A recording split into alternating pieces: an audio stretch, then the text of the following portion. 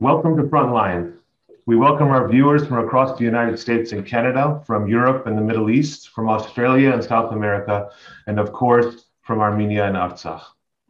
I wanted to start with something I find absolutely critical.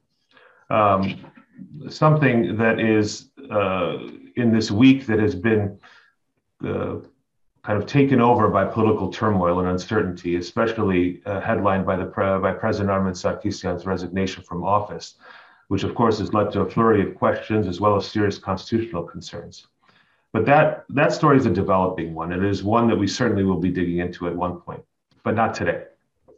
Today, we want to venture away from the political headlines to focus on something that really should be in the headlines and every day. Azerbaijani war crimes, our POWs still languishing in Baku prisons, and the work of justice and accountability. There is no lasting peace without true justice, and there is no true justice without full accountability. And there never can be full accountability without a complete accounting of each and every crime committed by Azerbaijan against the Armenian people in Artsakh and in every border village now in the crosshairs of Azerbaijani armed forces. This, of course, is a monumental task, but it is a necessary one. And this is where we're going to start today, to uncover one important part of that monumental work of justice and accountability. We're going to learn about how some have gathered together to collect, to register, and to transcribe into our historical record the true accounts of POWs and of the victims of war crimes and more. These are the building blocks that in that long march towards justice and accountability, but they are crucial ones. And with that, I want to ask Garo to introduce our guests for today.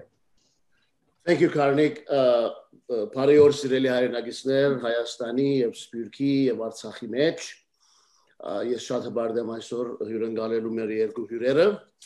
Our dear guests today, this evening in Los Angeles, and this morning in Yerevan and Stepanakert and everywhere else around the globe are two very active Armenian American attorneys.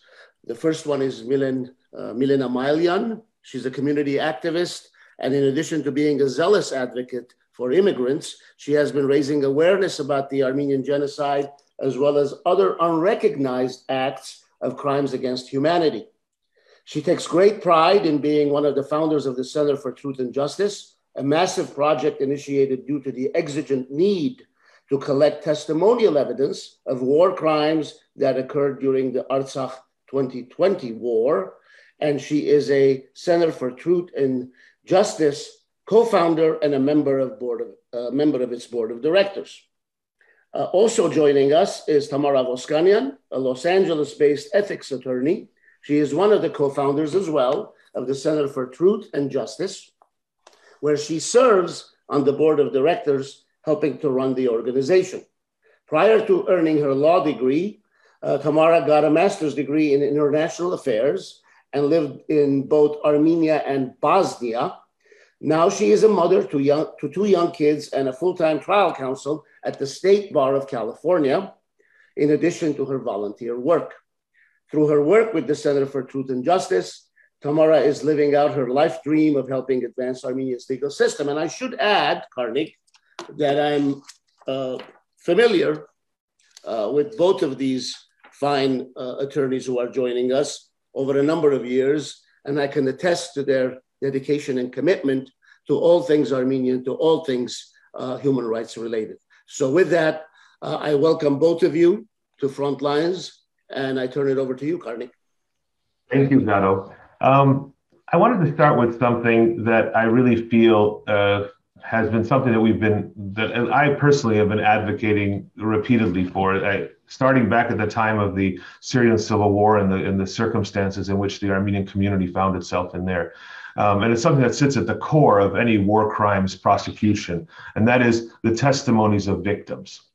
I was hoping we could begin by asking you to explain, Milena, maybe we start with you, Milena, sorry, about what work you are doing in the collection of victim testimonies and how you're doing that important work at the center. Thank you. Thank you, Karnik, and thank you, Kara, for a very nice introduction. So the collection work, this has pretty much started right after the war, I want to say, immediately after the announcement, the trilateral announcement. We first didn't even know how the evidence or how we are going to be collecting it and how the evidence is potentially going to be used. But we knew one thing for sure, it has to be done, it has to be collected. So the question was, how do attorneys, at the time it was 25 of us US attorneys, how are we going to be collecting evidence 8,000 miles away? I mean, there was no way of us traveling to Armenia for such a long periods of time and, collecting the evidence. So that's when we realized we have to be working with the students, and not just any students, but law students, and not just any law students, but upper level, almost new attorneys pretty much, who can be trained at the evidence collection techniques, because this is not just about documenting what we found. It has to be documented the proper way, and that's where the Center for Truth and Justice comes in, and that's where our expertise comes in. Because many people are saying, well, there's a lot of other organizations, or I don't know, the government might be doing something, but what the Center for Truth and Justice is doing, we are teaching the law students the international evidence code of international standards. So pretty much giving them the lectures, the training, the theoretical knowledge necessary for them to go out there and collect eyewitness firsthand testimonial evidence. That's pretty much what the core of our program is. But as we're going to talk about a little bit later, there's many other projects that got initiated as we were collecting the evidence. Melinda, if you can kind of discuss, and maybe Tamara can help you as well on this subject, about how you went about gathering the let's say the critical mass of individuals that stepped up and took on the program, jumped in, not only here in the U.S. But also in Armenia and Artsakh. How did you guys go about that work in terms of amassing that team? Well, let me just continue, and then Tamara, if you want to add to it. In the beginning, even during the war, there was a team of attorneys that had come together, and we knew that we wanted to do something. We just didn't know how it's going to be done or what is it that we're going to be doing. The commitment was there, the dedication was there. It's just, it had not come to fruition as to what the actual project is going to be. And this is what happened when the war ended. As you guys remember, the images of people burning their homes, leaving their, everything, their livelihoods, back in Artsakh, back in Hadrut, back in Kelbajar, all those images that we saw. And we all understand that there's going to be a great need to preserve the evidence. We can't just be destroying what we have, what we could potentially be asking for, whether that's going to be restitutions later on, whatever that's going to be. We have to be preserving the evidence. And that's where the team kind of realized we need to connect with the people in Armenia. We need to have some sort of a connection, whether that's going to be through education, through transferring of the knowledge, the expertise, whatever that's going to be. And that's where the judge actually came in, and with her connection, Judge Gasia Abkarian, with her connection with the Russian-Armenian law students, we just needed people on the ground. We just needed law students on the ground. And the first 20 students were provided to us from the Russian Armenian universities. And we didn't know what we were doing. We did not know whether it's going to be successful. We didn't know anything. It was just a trial. And luckily, it was very successful. And within a matter of few months, we added 3 other universities, including the Armenian American universities, the French University, the Yerevan State University, and the 4th one, obviously, the Artsakh University in the Republic of Artsakh. So the work continues up until today. It's through the students that we are doing the evidence collection work, and Tamara could talk about maybe like a little bit more in detail as to how the work is happening. So, right. what we're essentially doing here from the US is overseeing the collection of evidence and training the students and young lawyers to go out and get the evidence themselves. We provide hands-on training, and by we, I mean our US attorneys who are team leads, and they're assigned, that's what we refer to them as. They're assigned to groups of students, law students specifically. And so they sort of mentor the law students to prepare for the interview based on what type of witness may be lined up for the interview. And then they go and conduct the interview. It's an audio-visual interview. They're always videotaped. And then once the students finish the interview, they upload the video to our secure system, and then the attorney here watches the video with them and sort of provides feedback as to what went well and what evidence was very helpful and what maybe should have been followed up on, and sort of just how potentially they could improve for the next interview. So over time, it's an improvement in the skills of the students to be able to collect this information. We have collected it's over 250 interviews now, and that is with direct eyewitnesses of the war. So people that have been directly impacted by the war. Either they're, refugees in Armenia now, or they were initially had to flee Artsakh but are now back. That includes returned POWs. That includes families of current POWs, drone victims, white phosphorus victims. Quite a long list of people. And so, right, I think that's it. So let me jump in. So we're collecting all this evidence. What are we going to do with it? Different uses, and most importantly, the reason why we're training these law students to collect evidence in a certain way is that so that we can be using them in court. And the prime example of that, and the most effective yet use of it, was recently at the ICJ, the International Court of Justice. The organization has been around only for a year. November of last year, 2021, was our very first anniversary, but we have already provided our evidence to 2 court proceedings. One of them, like I mentioned, was the ICJ, and then the other one, kind of a smaller scale. It's a lawsuit filed in Germany based on individual accountability. We were able to provide 2 or 3, I can't remember right now, eyewitness testimonies to the group of attorneys who are handling the cases. But this is just the beginning, and this is just within a year, 2 court proceedings.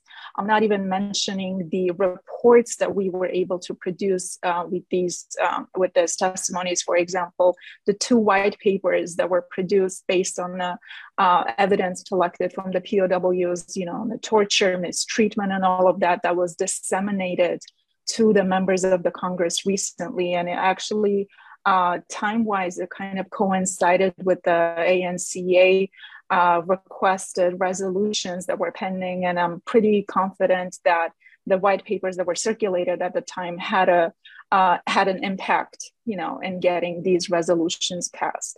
So the usage of the testimonial evidence can be not just in court proceedings, not just in a court of law, but it can be used in preparing any sort of reports. I mean, we're talking about cultural destruction, for example, evidence that was collected.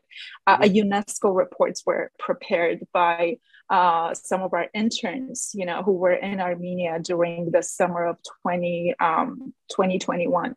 So, I mean, you can think of so many ways that this evidence can be used. And for example, for the summer, and I hope to talk about this a little bit more, but we are planning on putting together a huge international conference. And this is where a part of the conference, this is where our reports, our evidence is actually going to be presented by the students who were themselves, collecting the evidence. So it's up to us, up to the experts such as, international law attorneys to be creative in the ways we could use these reports. I should say that maybe a couple of months ago, when the state minister of Republic of Artsakh was here in town, and I had the distinct pleasure of running around town with him with various meetings, I recall very vividly the meeting he had with your group at a site in Glendale. It was a lengthy meeting, a very productive meeting. What can you tell us about your engagement with the State Minister of Artsakh, Artak Beklarian, or any other entities, governmental or otherwise, in the Republic of Artsakh? You know, there's one thing I remember very vividly from that meeting is the question when we asked, you know, Mr. Beglarian, what can we do? What is it that you want us to do besides, you know, what we're already doing, whether that's financial contributions or whatever? He only said one thing: capacity building. We need you. We need your time. That was his answer. And I think that's kind of something that us diasporans have to realize. And this is something that the Center for Truth and Justice is doing. We're putting in our time.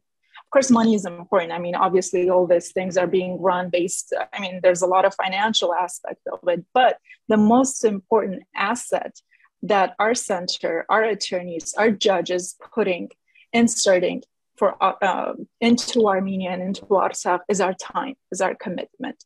And that's, I think, what Armenia and Artsakh need. I mean, we're training these new law students how to be experts at what they're doing. So it's a knowledge transfer. It's a communication link that we're establishing with the locals and with the U.S. attorneys here. I mean, think about it. You have 4 law students who have direct access to a licensed U.S. attorney who meet with them, you know, on a weekly basis, couple of hours a week. That's huge, and the opportunities they could possibly get out of it, whether that's professionally, you know, foreign internships, anything you could possibly think of. It's a transfer of skills, knowledge, and like I said, capacity building. And in my opinion, I completely agree with Mr. Beglarian. I mean, that's what we had not been doing in the past as much as, you know, we should have. Okay. And you had, and one quick detail, perhaps. I remember at that meeting, around a very large table, each of you were asked by Judge Gassi Akkarian, who was also present, to please introduce yourselves. And I was fascinated at the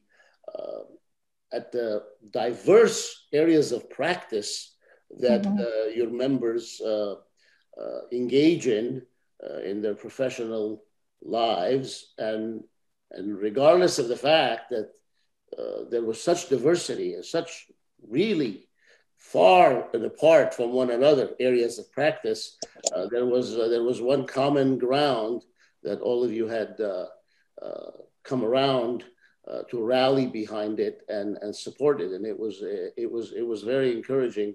I recall Minister Beglarian later in the evening, when he would rewind his daily meetings, he was very, very empowered, and that was largely entirely due to your group providing that empowerment, and I commend you for that. So that's it, Karnik. Well, go ahead. We didn't hear that from him, so this is very. I'm very pleased to. Thank you.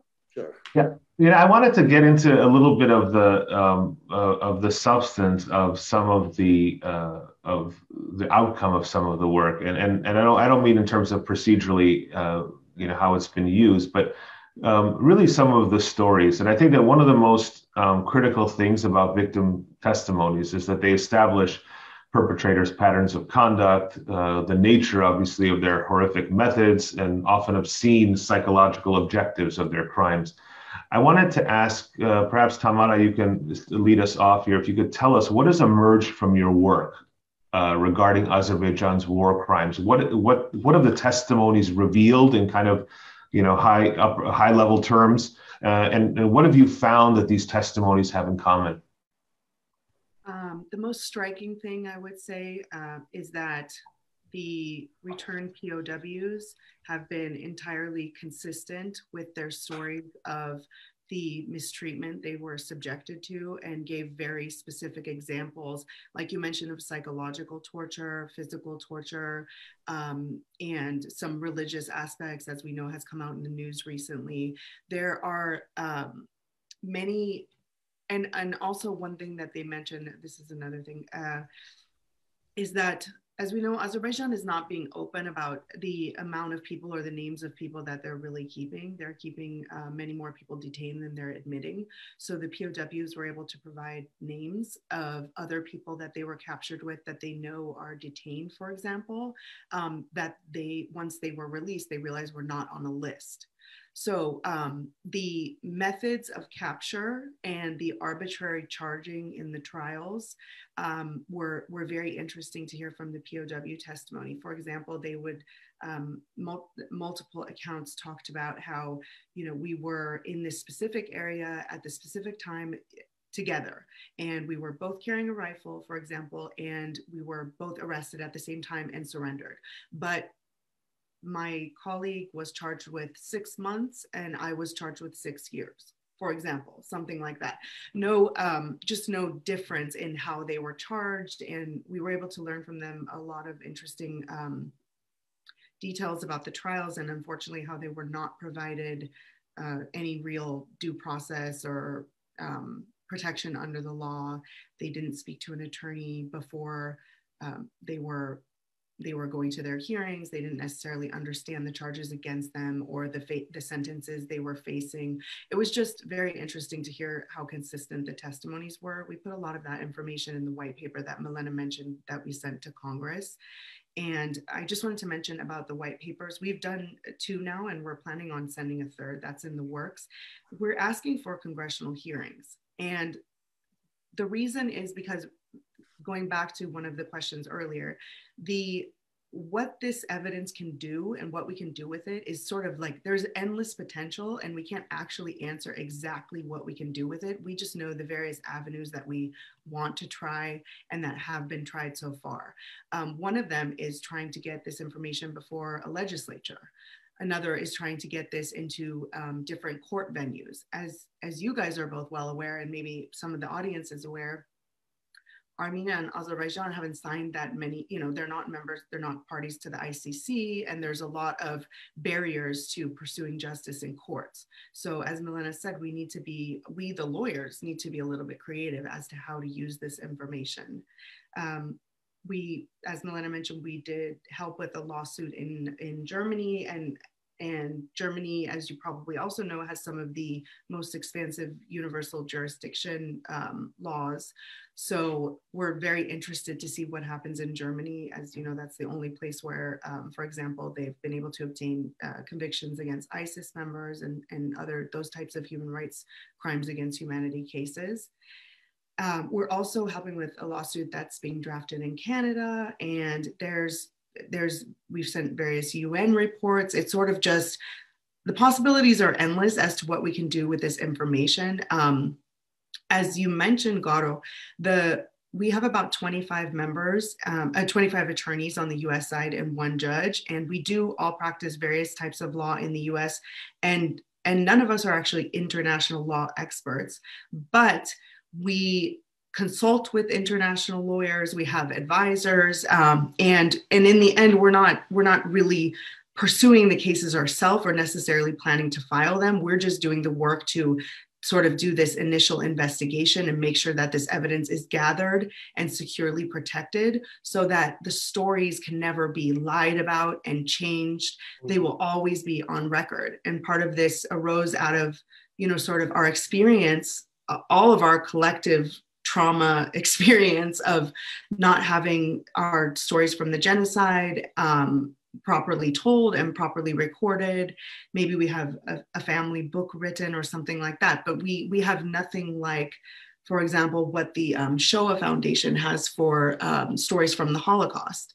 They have collected 55,000 testimonies, and they're all audio visuals, and that is a record that will live on for eternity. So that's kind of the sites we have our eyes on, not necessarily that we're trying to get that many testimonies, but we do have a very broad vision for the center. And in addition to collecting testimonies, we're just so proud that we're able to train people in Armenia and do this professional engagement. As Milena said, the skills and knowledge transfer, that's been extremely fulfilling. And it's sort of, we see it as a new model of diaspora engagement. Maybe some organizations or people are already engaging in this model, but in our vision and in what we're doing, it's not just about, sort of quick cash transfer or a post online. It's about figuring out what it is that you know how to do and that you can impart to someone else, and finding a vehicle by which to pass that along. Because our most treasured resources are our time and our energy, right? We want them for our own livelihoods, our families, but this is so important to us that we take a large chunk out of our lives to also share what we can and what we know with our compatriots in Armenia. I'm sort of jumping all over the place here. But you know what, though? But I think you're jumping in all the right places, because this is really, really valuable. I mean, look, every lawyer, everybody actually listening to this knows the value of evidence, right? I mean, I think that, you don't have to know all the ultimate uses, but you know that what you're creating are golden nuggets, and they are golden nuggets, and they're very valuable pieces of our collective history, as you were saying, Tamara. Like, I think, we've had these conversations where imagine what could have been if we had testimonies, if we had the opportunities and the foresight, and in some situations, the ability, right? Because the circumstances were a little different, obviously, historically. But I think that, what I'm hearing really is two things that are just powerful. I think one is the fact that there is this collaborative effort with people on the ground in Artsakh and in Armenia in order to develop capacity. I think that is something that we too often have overlooked the value of, and really, quite frankly, how satisfying that could be as well for attorneys here or outside of Armenia and Artsakh to contribute in that particular way. The other thing that's really, really, I think, is very, very powerful, and that is the focus. I think that there's real value and staying and sustainability to projects that are undertaken with a specific and really targeted purpose. What's exciting is that for me, just listening, is that it doesn't sound like there are 3,000 things that you guys are doing, right? I mean, that you're doing there are 3 or 4 core aspects to this mission. And those, and as anyone knows who's involved in more than one thing, to get people committed to those core principles is quite an undertaking. And I think that, there's real value to that. Obviously I applaud it, because the targeted work and capacity building like this, I think, will have long-term effects that we may not even feel at this moment, but we will see it in subsequent generations and over the next few years. So I do think that aside from the obvious, uses that one would, whether it's congressional hearings or international fora that deal with these, with actual legal proceedings, there is a much more lasting and enduring outcome to this work. And I wanted to ask, really both of you, when during the war, I know Garo and I talk about this every once in a while. We were and remain really in close contact and work with Arman Tatoyan. But we had spent days and nights, and I'm sure you guys did too, helping analyze, study, and chronicle, videos with extreme hatred, violence, some grotesque and horrific crimes. And I know that it's forever etched in my mind, and I know that it's forever etched in Garo's mind. And quite frankly, when I was a child, listening to my grandfather say that, he couldn't even explain in words the horrors that he witnessed as a 12-year-old orphan, I thought I understood, kind of what he meant. Watching those videos changed everything. It really kind of, I think technology provides us real kind of rare glimpses into the reality of hatred and violence. And I wanted to ask kind of perhaps a personal question to both of you is, what has been the impact on you guys personally? And I mean this not just in a, kind of a positive, it's been an enriching experience. I get that. There's no question about that. We all feel that. But but personally, this has been a time for growth for all of us, in the Armenian nation. And those of us who've had the privilege to be involved directly on the ground there, it's changed us. How has your work changed you? Wow. Well, I know we talk about it a lot too within our members. Very recently, it was just like a Google memory photo that had popped up of a Zoom meeting that we had. I think it was maybe the first or second meeting. And I mean, our faces like say it all. It was just that bad helplessness, hopelessness. We didn't know what we were doing, how it's going to be done, whether it's going to be successful or not. I mean, it was just bad. I could say that. And I think those meetings that we had, those late night meetings, I mean, most of the time we would meet pretty late so that we would have, members from our Armenia team join us. It was just a safe place to just express how we feel. Even the videos that were coming in, some of us, I mean, I stopped watching those videos. Honestly, I could not process it. I really could not. I noticed that I can't sleep at night. It was just that bad, the videos coming in. I was not a team member. I was not personally training the students. So I didn't necessarily have to watch the videos, but it was having a huge impact on us. But at the same time, we realized that this is a very safe group. This is the group that understands, what it takes, what's actually going on. So to have that kind of, I want to say it's a therapy session. It kind of ended up being a therapy session for most of us. And I think a lot of us admitted that we're able to sleep better at nights just because of the work that we're doing. Me personally, after the war, it was, okay, so what do I do with my life? Do I just continue being active in the community? Do I just continue doing what I had been doing? As the Milena, the pre-Artsakh war, does everything, stay the same? Do my demands stay the same, for justice or whatever it is? I think that's what really changed for the members that we had to do. It was just a different level of commitment after the war. I mean, for me personally, and I'm pretty confident that each CFTJ member would agree with that. Personally, I think the way it's impacted me is my husband would joke that I used to constantly ask him if we can move to Armenia. And he mentioned at some point recently that you're not asking all the time anymore. And it really made me think. And I said, I think it's because I'm doing the work that I would be doing if I were there. And that is so satisfying and fulfilling, that deep emptiness of being away from Armenia is like been partially filled through this project, which is a beautiful thing. But also professionally, I literally went to law school with a single goal in mind, which is to be involved somehow in the advancement of Armenia's legal system. And I wrote that when I was in my 20s, and I had no idea what I was going to do, but I knew I wanted to do that. And through this project, I not only am doing part of that, I have finally met other people that really want to do that as well.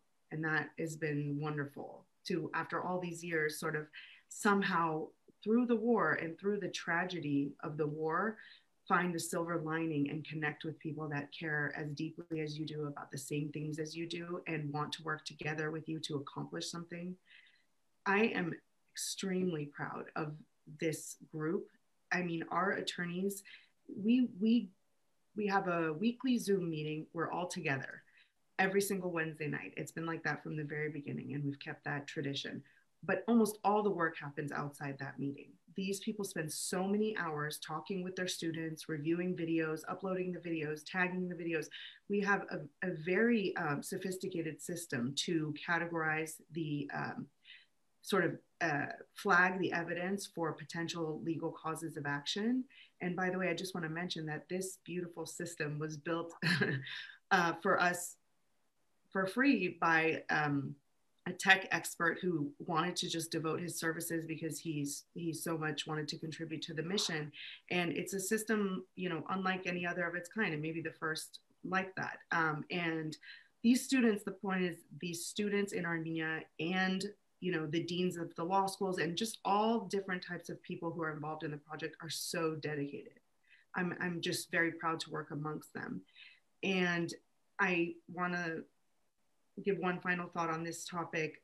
This always sticks with me. I don't know if you saw it, but during the war, I remember this quote. It was by one of our community journalists, Liana Ahajania, and she said, take your pain and put it to work. And I have always felt that this project is exactly that. We were no longer able to just sit and cry and be haunted by the videos and be helpless about why can't we contribute? Why can't we help? Our compatriots are there on the front lines, or they're delivering supplies, and we're just sitting here. It was unbearable, as I'm sure it was for all of you. But through this project, we've put our pain to work. So the pain, you know, it's not that it goes away, but it's just you feel better about it because you know that you're at least doing what you can. You can't control everything. You can't control the situation in Armenia. You can't control what Azerbaijanis are doing. You can't control the Armenian government, etc. You can only do what you as one person can do. And so I think all of us are doing that through this project, and that's had a huge impact on me. So I should take it as a given that because you guys are doing this every Wednesday night with your group, with your Zoom meetings, that every Tuesday night you guys are watching Karnik and I on front lines. Because it kind of took me back, Karnik, when unfortunately when the war began, it was Karnik's bright idea that we should get on the air and bring people from Artsakh and Armenia and expose what's going on there to the larger global community worldwide. And before we knew it, we were on every day of the war, 44 days practically, every night. We were on the air talking to people, trying to spread the information. And then in between, we were doing what we were doing. We won't get into that. But I have to say that while you folks are talking, it made me have this image of the thousands and thousands of the Armenians that were driven to the desert of Deir Zor during the genocide. And I literally wrote not just one. I wrote on my paper in front of me. If one person was driven months on end through the desert of Deir Zor, I don't think that one person may have made it on her or his own to Aleppo or some other location in Syria. But yes, you know, in pain, in collective pain, there's also strength. And the thousands that were marched in the deserts, some lost their lives, but those who made it to Aleppo, and from there to Beirut, and from there now to the United States, some of them are my relatives, and some of them are other folks' relatives.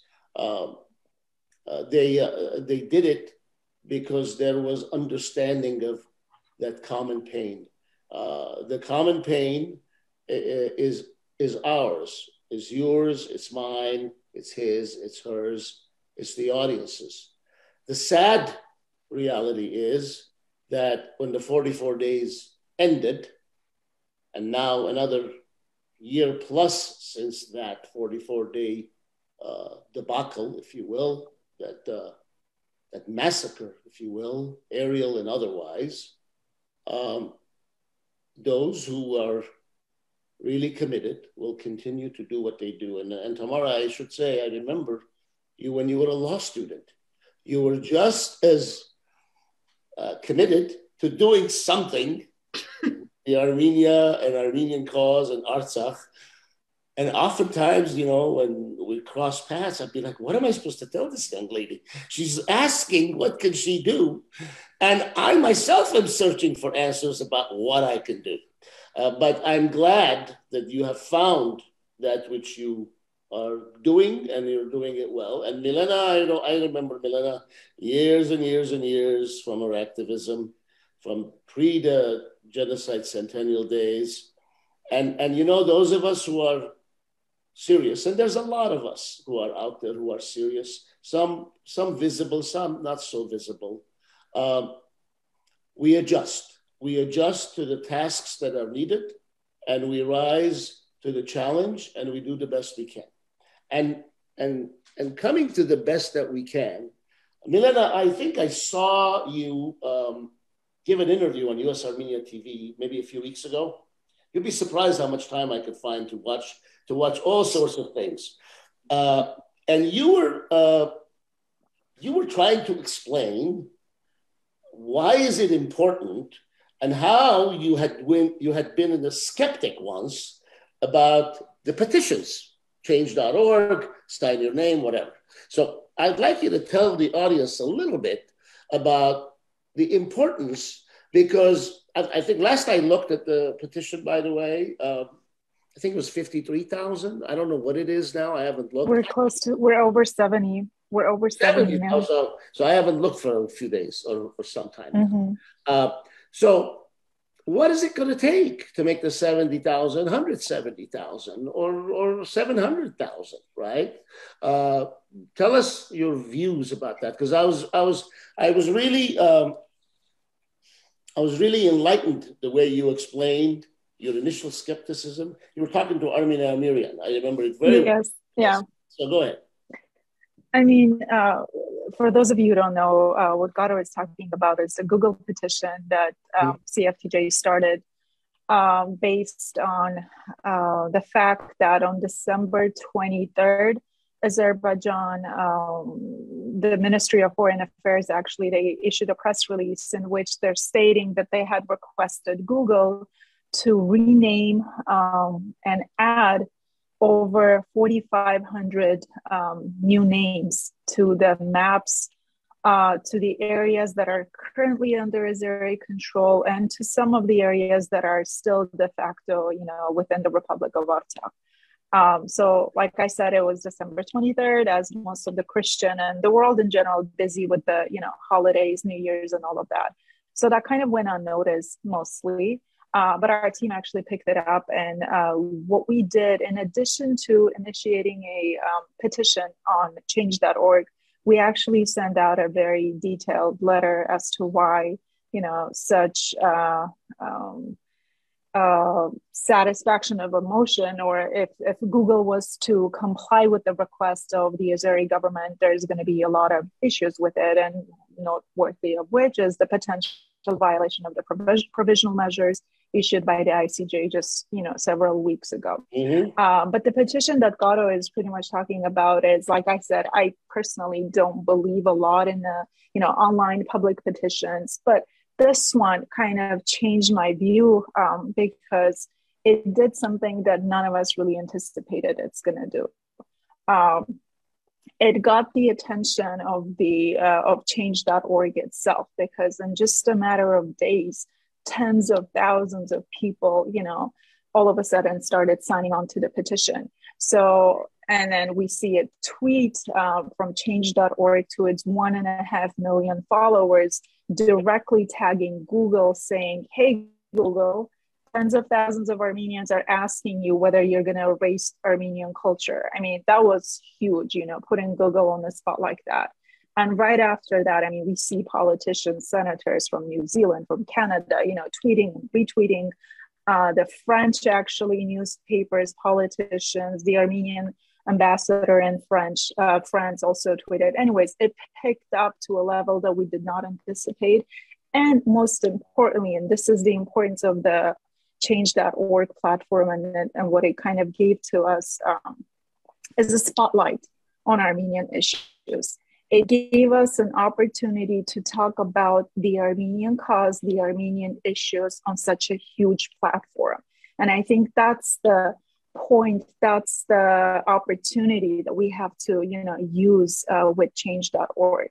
As I noted, it's over 70,000 signatures already. And with the two of the letters that we had sent out to Google, we are hoping to actually have an official meeting with them because what we're asking Google is pretty much not to do anything. Now, I'm not sure whether that's going to happen, but what I could say is that there have been, we have confirmations that this issue has been escalated to, the executives within Google, and not a lot of people within Google are pretty much allowed to kind of touch on this issue, just like I said, because the request has come from the top levels of the Azerbaijani government. So that's where the issue is at right now. And I do ask, if you have not signed the petition yet, please sign it. And in terms of this specific petition, trust me, it will make a difference. It had made already a difference, and we're hopeful that it's going to continue to make a even more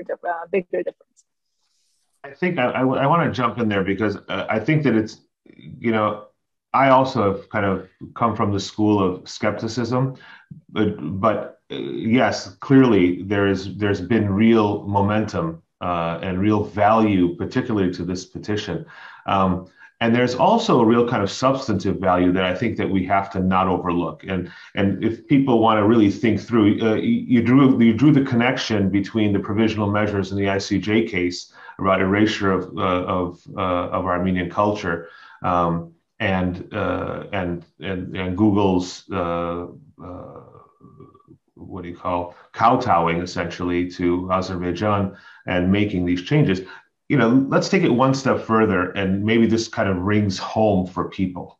Imagine your child on his phone looking at his home or her home and finding that it's not the place that he grew up or she grew up calling it, but it actually has an Azerbaijani nomenclature, an Azerbaijani text, and not Armenian text. I think that all it takes is one level of kind of putting yourself in the shoe. And if you imagine how much our children globally are tied to their mobile devices, are tied to things like Google, like the rest of us are. And these companies have in any instance, they have real social obligations, right? That's one of the biggest movements globally, is that these organizations have social movements. And in particular with Artsakh, it's particularly acute.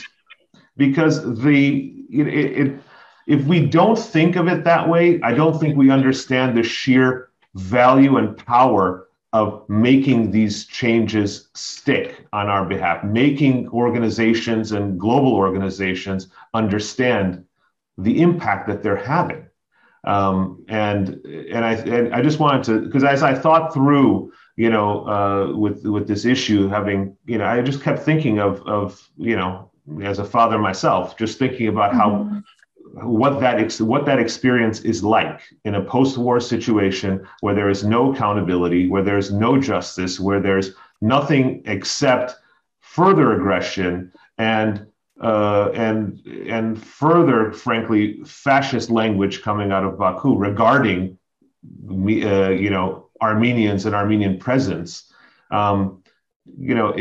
These things are much more important than we may give on first cut. It's an easy swipe to say, oh, that petition, okay, I'll sign it, or I'll, and then move on to something else on your feed. But this has real impact on real people's lives, and I would encourage everybody, obviously, and I'm sure that we'll be sharing that link. Oh, it's already been shared by our viewers, so that's fantastic.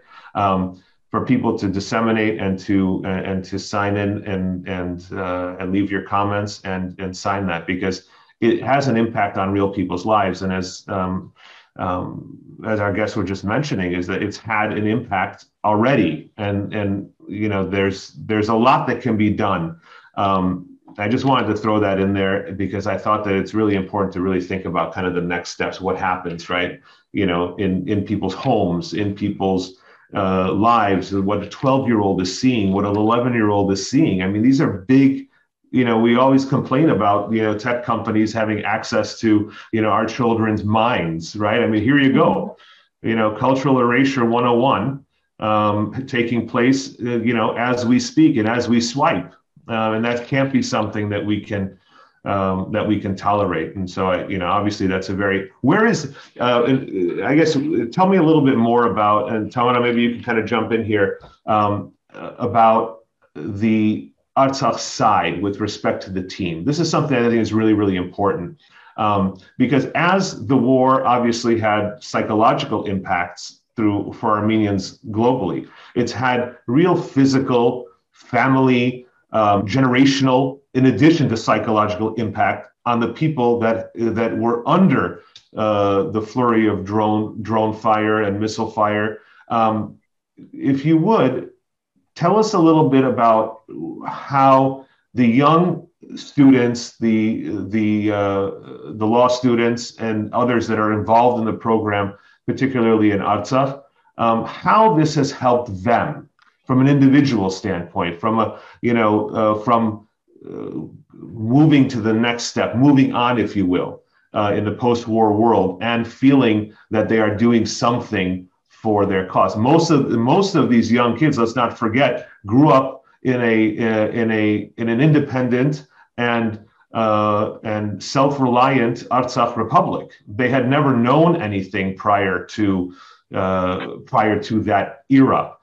So how does the program? What have you seen in terms of the opportunities for personal growth, not only professional growth, but personal growth for these young budding lawyers in Artsakh? So I think I would venture to speak on their behalf and say that maybe the overarching thing that they're getting from this is sort of some visibility, giving a voice to the victims who, as you know, people in Artsakh are generally, Mr. Beglarian had a campaign, "Don't be blind." They feel that they're invisible. They're members of an unrecognized republic, and they don't have the same rights that residents and citizens of other states have. And when the war happened and they needed help, nonprofit organizations didn't go. They couldn't venture into what was recognized Azerbaijan by some of them and some of the world community, but which is, of course, de facto Armenian run. So they got caught in the crosshairs of these technicalities and were unable to get help from the world and felt completely unseen in their time of need. And I think the harm from that really can't be overstated. So what this project is doing is putting the pain into the victim's own words. We don't put words into their mouth. We ask questions during the interviews, and they say in their own words what happened and how they were affected by the war. They talk about how there are members missing of their households. There are families upon families living in one home. It's even hard to logistically get an interview in that situation because you're trying to get the victim or the survivor, the interviewee, let's say, into a private place where they can speak on camera and there's not too much background noise and no one's offering coffee and shuffling around and all of that. And it presents real challenges because there are so many people living in the homes, for example. So I think the students would say that that's something they're getting from the program, but also, like Milena said, they are directly connected to US attorneys and a US judge. And we have made it very clear that students who excel in the project, that there is a future for them at the center, and that we are open to providing opportunities for them here in the US. And one student has already taken advantage of that. As you guys know, there is a student from Artsakh who is in the US, also with the help of the Armenian Bar Association, and is at Southwestern doing his LLM. He is an example of a student who completely excelled in his role as an interviewer. He was on fire. He was on a team. They were producing like 15 interviews in a semester. We work on the semester system in sort of like a law clinic, set up like a law clinic. And so he and his team were not only doing a lot of interviews, they were just getting really good substantive evidence and testimony from the witnesses. And so he's one example of where you can go in this project. But I want to say more broadly that we don't just envision these students working with us for one semester and then going along their merry way. Those that are very interested and very committed, we would like for them to become leaders in the center. Some of them have already become what we call student leads. So they sort of stop doing the interviews and they start doing more training and mentorship of the other students there. So they're kind of moving up. And of course, what we ultimately envision is that the center eventually will be locally run. And we're just doing sort of a bit of oversight from here, but it's really run from there. And the people who were there from the very beginning, hopefully will be running it. We've seen so much potential in the students, and they're really stepping into that roles. And I think it's helping them in their sort of figure out, they're at an important time in their lives when they're making decisions about their career and what they want to do and what they want to do with their law degrees. And this is helping a lot of them to sort of pin down that they want to work in human rights, or they want to pursue justice for Armenians, or they want to help change the narrative in the world about what's really happening between Armenia and Azerbaijan. So it's kind of helping them to determine their own goals and focus. Okay, so we're coming up on an hour. Let me just ask my final question. Have other organizations reached out to you, or have you reached out to other organizations in collaborative efforts to cause some of your projects that you have begun to really gain momentum, speed, if you will, on two fronts? One, on the gathering of the evidence for war crimes, and also on the other front, in terms of information warfare. We saw during the 44-day war how information warfare was very well executed by the enemy, frankly. I don't have much to say about how poorly executed it was by us, because it was. But for example, when we look at the your submission of your statement to Google, I know that you had issued a statement where you had invited other organizations to join in preventing Azerbaijan's continued digital cleansing campaign, the way you phrased it, very well, I might add. Did that resonate with any organizations?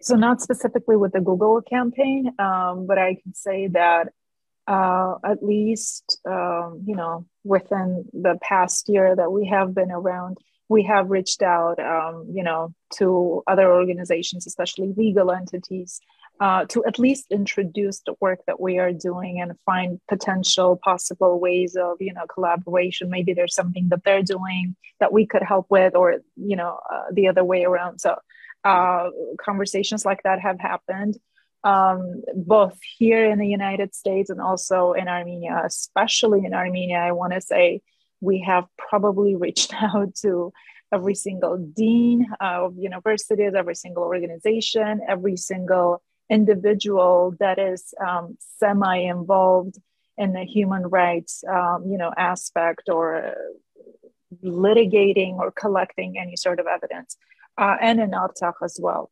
If there is an organization or an individual that we have not reached out, it has definitely not been intentional. I think the mission of the center, there's literally no organization or an individual that we would refuse to talk to, because I think that's the lesson that we all have to learn, that there's something to be learned from everyone. And I think if we all have the same goal, if the common goal is for the better, nation above politics, pretty much. If you are fine with that mission, then Center for Truth and Justice is your friend, pretty much. That's the promise that I can make. But as far as Google, I'm not aware of any other organizations that have, signed on to the petitions or have, sent out letters to Google. But like I said, it's a very inclusive organization, and I would be happy to continue expanding our network. And any event that we're organizing, and this is the second time that I'm going to be mentioning the conference, the international conference, we're trying our best to make sure that all interested parties will be, receiving an invitation, because that's going to be a huge event for Armenia. When I say international conference, I literally mean an international conference, because we have confirmed professors, academicians, experts on international law coming from various parts of the world, and that's going to be huge for Armenia, pretty much putting the focus, the spotlight on Armenian issues. I mean, Nagorno-Karabakh or Artsakh is a hot topic, so we have to really utilize this time effectively. Can I jump in? I wanted to say, in addition to, networking with Armenian legal organizations and a couple of advocacy organizations and some budding PR organizations, we also are creating relationships with a lot of the law schools in the United States. Mm-hmm. And this goes along with what Milena was saying. We are hosting this international conference. The date is June 1st through 3rd. It's open to the public. It's going to be in person, but also hybrid. So there will be a link online. We have 20 confirmed speakers, as Milena said, from all over the world, including Europe, US, Canada, Australia, Iraq. Those are just off the top of my head. And so in addition to, bringing all those people to Armenia, what we're trying to do is sort of influence the scholastic discussion about Armenia and Artsakh and get more out there from a legal perspective that is, hopefully more favorable to Armenia. Along the same lines, we're just this week, actually, we're going to be announcing a fellowship for law students where they will go to Armenia in the summer. They will start their fellowship at the conference. They will connect with professors who may end up reviewing their writing, and they are asked to produce an article about Armenia and Artsakh in like a law journal or some other type of publication. Again, so we're kind of trying to contribute to the discussion, the higher level discussion. And we are open to any type of connection with an organization. But what I really want to say is we want people to know that our evidence, even though we must feel secure that it won't violate any confidentiality to share it with someone. The whole point of the evidence is to make it available to lawyers who want to use it. That's a big part of the evidence. So if we're contacted by a lawyer or a lawyer organization from anywhere, and they're explaining, we need such and such because we're building a case about, et cetera, we need a plaintiff or we need facts, potential witnesses, et cetera, that's what we're here for. We want to use the evidence to provide that. And so I want the message to be clear to the community, our community, and even lawyers outside the Armenian community, that please use us as a resource. This evidence is not being collected so that we can hoard it and privately view it. This is intended to be used. Well, I want to thank both of you for, number one, your time here, but perhaps most importantly for your good work, for your continued commitment, and really for your continued energy. There's a lot of value to what you've done, and I know based on this conversation and the work that I've seen, that there's a lot of value that is being built and blossoming from the work that you have done, both here in the United States, throughout the world, with your team members, and of course in Armenia and in Artsakh. So thank you very much. We're at our hour, so I want to kick it over to Garo for his final thoughts. Well, first let me just thank both of you, Tamara and Milena. Thank you for coming on Frontlines. I think you brought a great deal to our audience, because I see, just as we're running out of time, there's a question that I encourage one of you or both of you to respond to it on our comment section afterwards, where the gentleman is asking, how can individuals who are not attorneys help Center for Truth and Justice, donations, etc. And there are others. I try usually to look at these questions and try and bring them into our discussion. This one caught my attention rather late. Folks, we as Armenians are probably the most opinionated people on the face of the planet. I've interacted and I continue to interact with people from all backgrounds, all nationalities, all ethnicities, you know, all diverse segments of society. But I can say, based upon my experience, we are the most opinionated people, period, bar none. We think we're right when we have an opinion, and we think our opinion is better than the other person's opinion.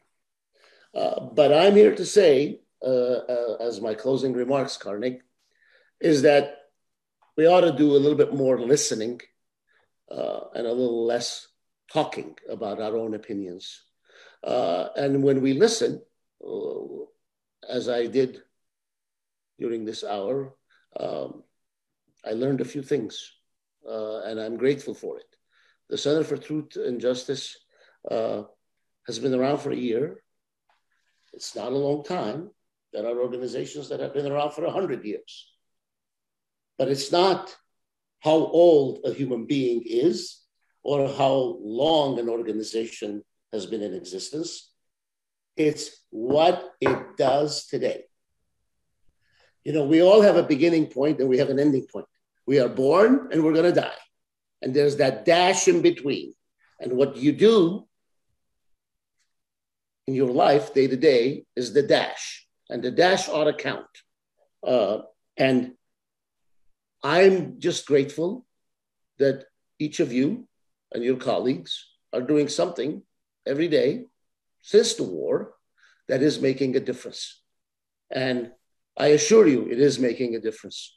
And there's going to be times, take it from an older guy, if you will, that you're going to say, why am I doing this? You're doing this because if you don't do it, somebody else may not do it. We should not be looking for other people to do that which we can do ourselves. We should do that which we can do ourselves and see what else we can do to help someone else do what they're doing if they are falling short. Because after all, we are opinionated people and we will find some shortcomings in others. And if we do, one way to take that opinionated character defect in us and turn it into something positive is to step up and do something about it. I remember years and years ago, a dear colleague of mine, I called and I said, listen, I don't want your organizational members to contact me. I was chairing an organization and tell me what my organization should be doing. Why don't you guys join us? And we each will do it and we'll do it. We'll get it done. I'm grateful that you said, Milena, that you're an inclusive organization. I know you are because I was invited at that. I said, I'm flattered, but I'm looking to reduce some of the chores that I have. I'm just elated to see because you are the next generation. While some of us are now pushing, well, you're not, Karnik, but I am, pushing into our later years. It's good to see younger, brighter, and far more up with the times group of people, group of professionals come together. I'm encouraged and I'm optimistic. And I hope that our audience is as well. You are inspiring. I'm inspired and I thank you and I wish you all the best. And both of you know that I am a phone call away. For whatever that may mean, I am a phone call away. Thank you for joining us. Thank you. Thank you.